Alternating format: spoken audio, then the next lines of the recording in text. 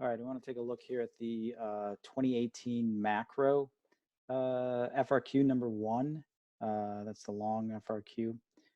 So let's see, share my screen here.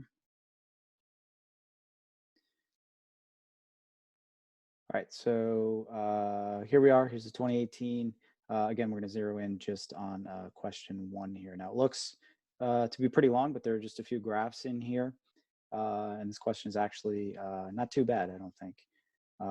So let's look at part A here. First of all, assume the United States economy is in recession. Right here, that's important, right? When they give you that, first thing that should pop in your head, oh, and you're going to need to draw the recessionary gap graph of the ADAS model, right? So let's read through here, part A first. And indeed, they say draw a correctly labeled graph. And then again, they give you all the variables and curves that should be in there, right? So you've got long run aggregate supply, short run aggregate supply, aggregate demand, and then show each of the following, right? These are your points that are going to need to be labeled correctly in the graph, right? The price level, and they tell you, whenever they tell you specifically label something, you know, just stick with what they give you, because it's usually consistent, but sometimes from year to year maybe it's not. But since they give it to you, make sure you write that. So, you know, PL1 and current output at Y sub 1. And then part B, just looking ahead here, we're going to do the graph as well. I'm going to flip back to my, toggle back to my whiteboard, so I'll have more space to draw the graph. But let's look at B right now, because it's going to be on the same graph. So assume the Eurozone, a major trading partner of the United States, enters into a recession. And then first of all, part 1 there is going to be what will be the effect on the United States exports to the Eurozone. So that's going to be a short explanation. And then part 2, so part 2 we'll do on the graph once we flip over. On your graph from part A, show the effect of the change identified in the previous part on the real output. So we're going to illustrate that change on the graph. So we'll do parts A, you know, 1 and 2, and then part 2 from part B on the same graph that we're going to go back to here. So I need to share. Let me see here.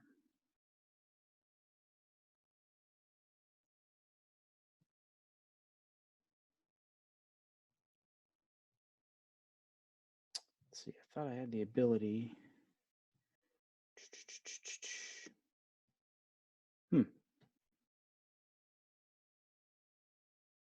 All right, never mind. I guess I will. Oh, here's the whiteboard. That's what I had to do.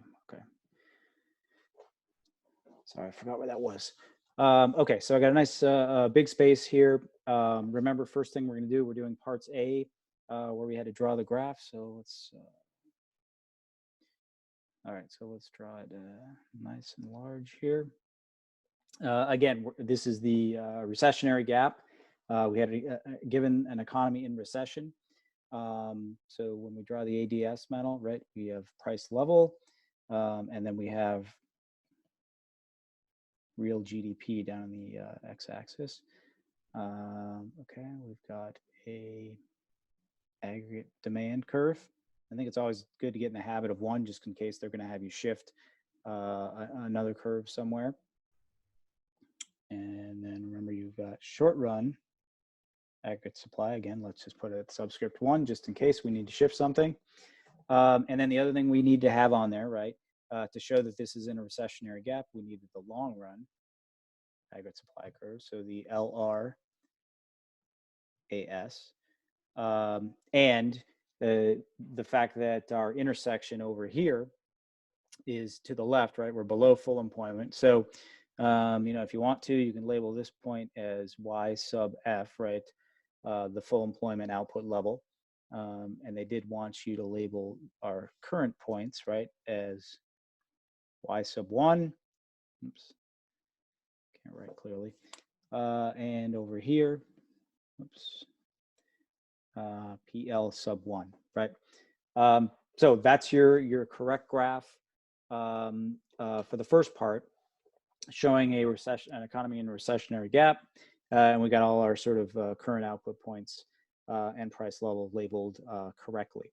So let's jump ahead before we go back to the question, because part 2 from B wanted us to illustrate on this graph the effect, and the effect was a recession in Europe, right? And it was given the European Union was a major trading partner of the United States. So, and they want to know the first part of that once you ask and explain. We'll go back to it in a minute, but you have to think through it to put it on the graph. So if there's a recession in Europe, how is that going to affect our economy, right? The United States economy. Well, but think back, and anytime you're trying to gauge an impact, it's always good to remember our formula, right? C plus I plus G plus X minus M, right? Sometimes that's known as X sub N, right? Your net exports. So, you know, it doesn't affect any of these things here, but it's certainly going to have an impact over here on our net exports, right? So if Europe is in recession, Europeans are going to demand less goods of ours, right? So exports stands to reason. Exports are going to go down significantly, right? Given the fact that they told us that European Union is a major trading partner, right? In this question, we just, you know, given that, we're going to assume it's a significant enough effect. So this whole term, we know, because this is going down, right? This whole term down here, your net exports term is going down, right? So if everything else stays equal, this goes down, we know, and this is equal, this whole thing, right, is equal to our real GDP, which is another way of thinking about aggregate demand, right? So this curve is going to shift due to this effect, right? The exports decreasing to Europe, and we're going to assume it's a big enough effect to show up in this problem, right? So we're going to go over here to illustrate it. So let's illustrate or label this term aggregate demand 2. If you want, you can show the leftward shift.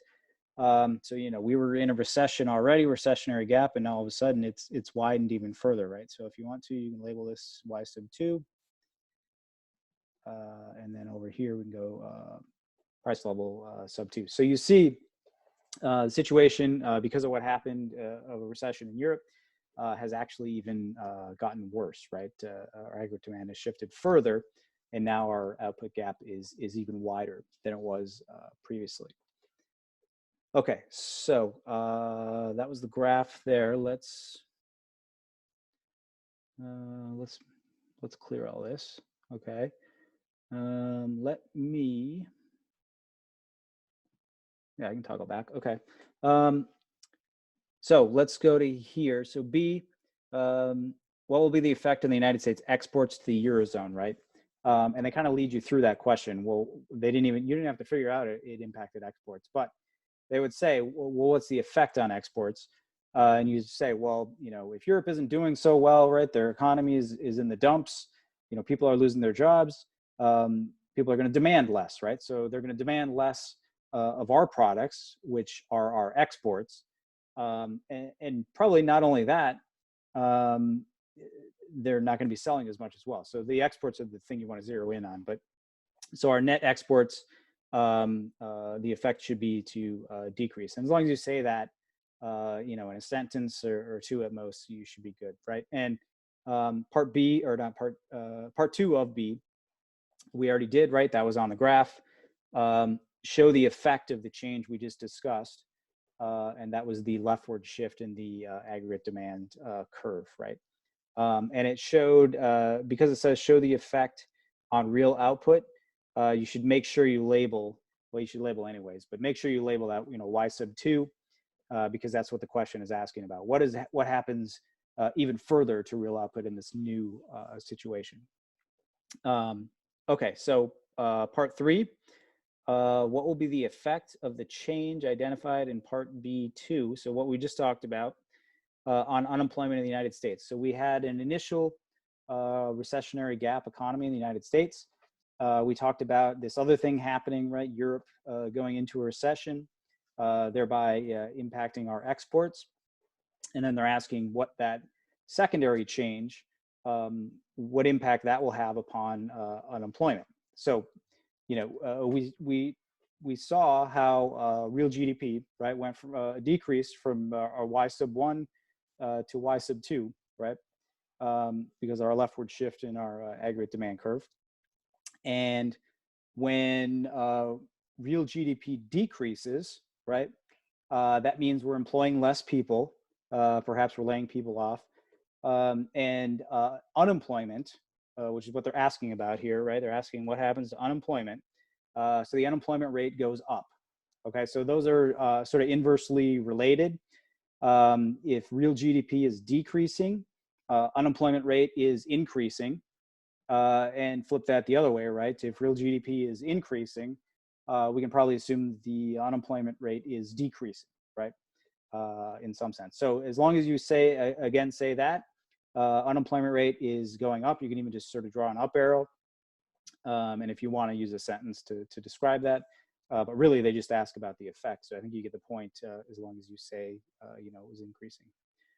Okay, so let's go on to part C. So part C, assume the Eurozone recession causes a decrease in the demand for United States dollars in the foreign exchange market. So on the 2020 exam, part C will not appear at all. So it's not necessarily because it's part of unit 6, right? Foreign exchange. I'll go through the graph here quickly, just for future reference. But let's see, how did I get back? There's my whiteboard. All right, so foreign exchange markets. And they're asking about, let me see how that works. So, okay, so assume this recession causes a decrease in demand for the US dollars in the foreign exchange market. And then they ask about,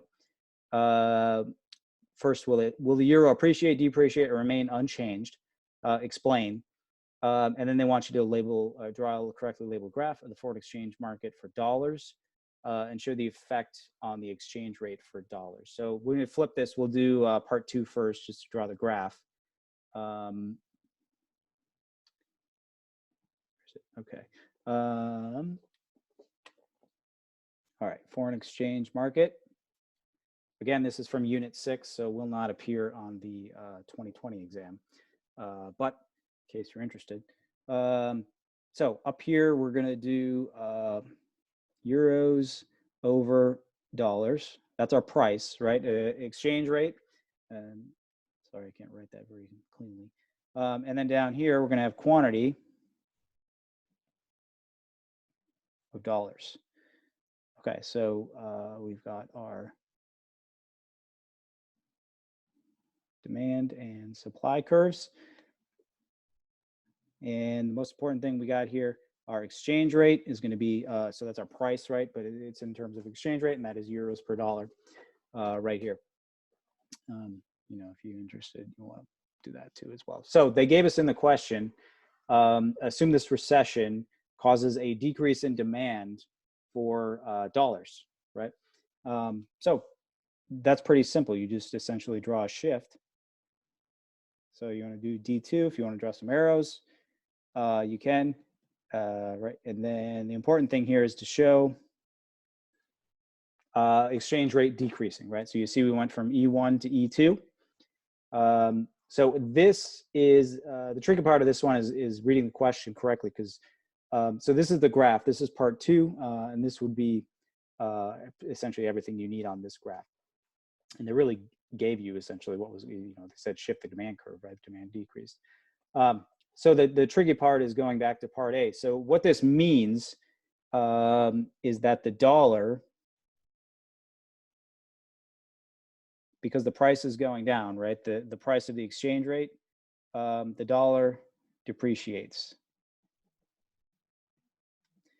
And what that means, when you have two currencies and you're talking about one in terms of the other and then the other in terms of the first one.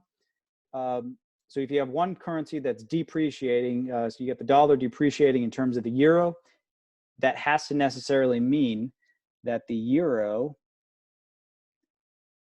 is appreciating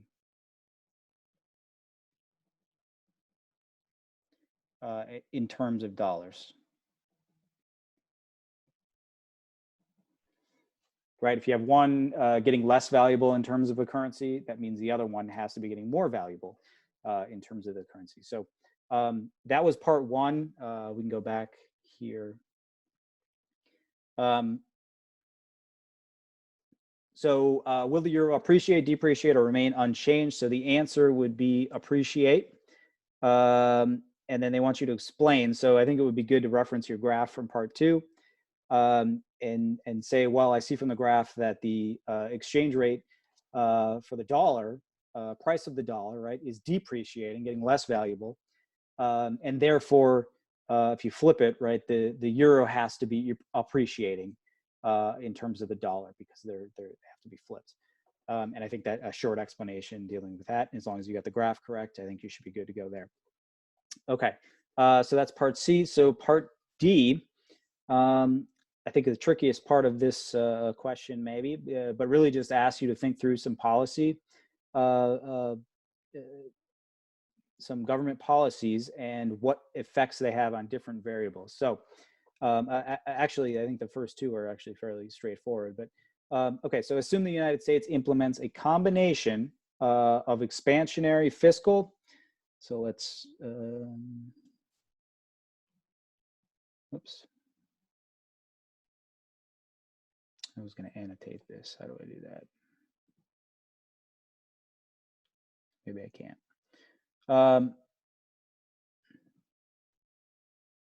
Let's close that.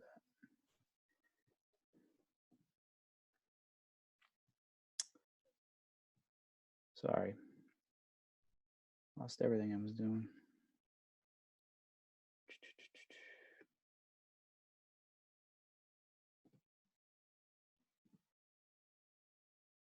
There it is. Just annotate right on here. Okay. Okay, so we've got expansionary, both fiscal and monetary, right? Those are key words, and you got to know what the impacts of each one does, because that's the key to this question. In the absence of complete crowding out, so we don't have to worry about any effect there, so don't worry about that effect. What will be the effect of these policies, right? So we've got expansionary, that's the key word here, both fiscal and monetary. What will be the effect of these policies on each of the following? And then they ask you a number of different variables. So let's think about this aggregate demand, right? So how do we know what aggregate demand is? Again, C plus I plus G plus X minus M, right? Well, expansionary fiscal policies, right, definitely increases the G component. It could also be designed to increase C. Certain things they do could also increase I.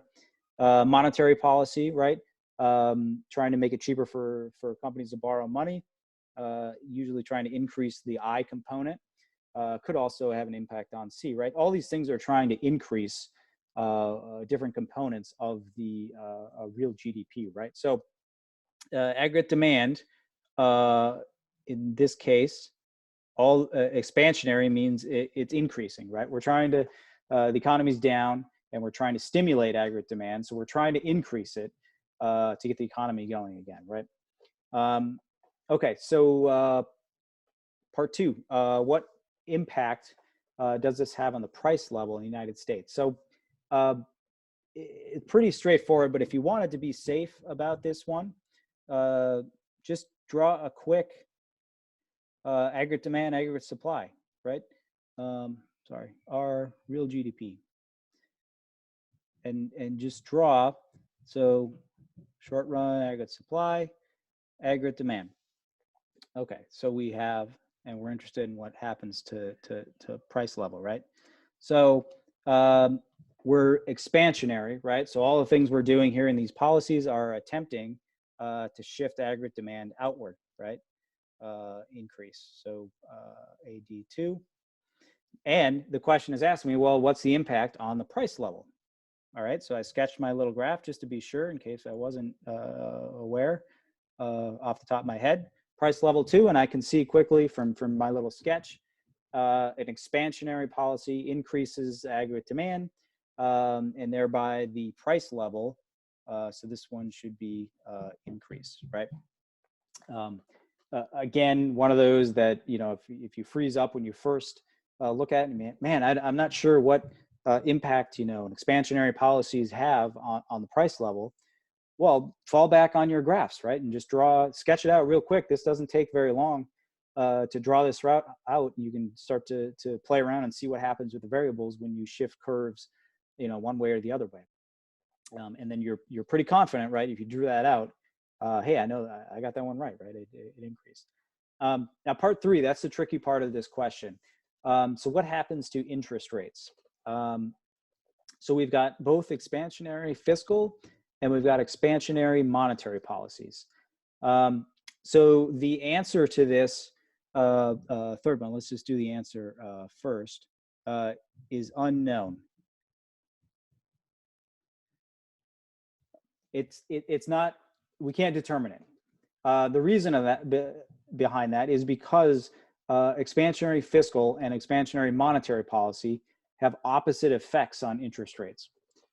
So it's going to depend upon, you know, which one is essentially relatively bigger than the other to determine which way interest rates go. So now think about this through, right? That's why I think it's a little bit of a trick question, because it makes you think, you know, it should either increase or decrease. You may forget, hey, we don't know, right? It's sort of a double effect. But so expansionary fiscal policies, right? We're talking about the government spending a lot of money. So generally speaking, when that happens, the government is borrowing a significant amount of money, and you know, so demand for loanable funds. Now they said, you know, ignore this impact of crowding out.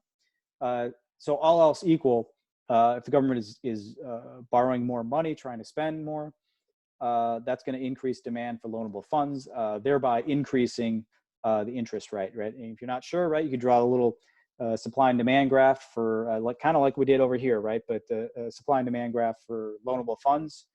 And again, you're shifting a demand curve. And what does that do to the price of funds, right? So that increases the interest rate. So an expansionary fiscal policy, let's just write that down over here. Fiscal increases, let's just write it out, interest rates. And you know, they ask you to explain here, so it may be worth going through sort of the logic and using a couple sentences here to work through this, rather than just writing unknown, because they want you to explain. So expansionary fiscal policies have a tendency to increase interest rates, right? Because the government is demanding loanable funds to borrow money in order to increase all kinds of government spending. Now, what about expansionary monetary policy, right? So that's the Federal Reserve. Their policies, right, and what they do is increase the money supply, right? They're trying to get the economy going, so they increase the money supply, you know, so getting money on bank balance sheets, and then they can go out through the spending multiplier, not the spending multiplier, the what's it called? The banking multiplier, right? I don't even think that's it. I'm drawing a blank. Anyway, so that's what they're doing, right? So if you remember that graph, what they're doing is decreasing interest rates. So in an expansionary, now we're monetary,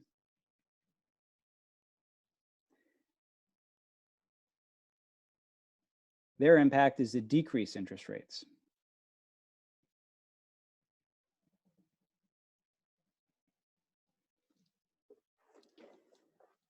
So what you notice here, both of these are expansionary policies, right? But in terms of what they're doing to interest rates, they're having opposite effects, right? One increases and the other decreases. And therefore, if you just want the total effect on interest rates, is what they ask you about here in part 3, you have to answer unknown, right? Or we can't determine. And the reason you should, and then you know, they ask to explain. So you should go through this.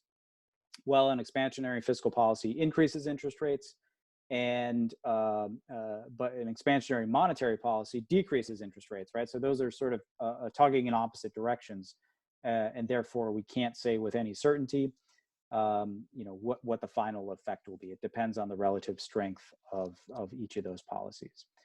All right, so and that's it. That's the end here to 2018 question FRQ number 1.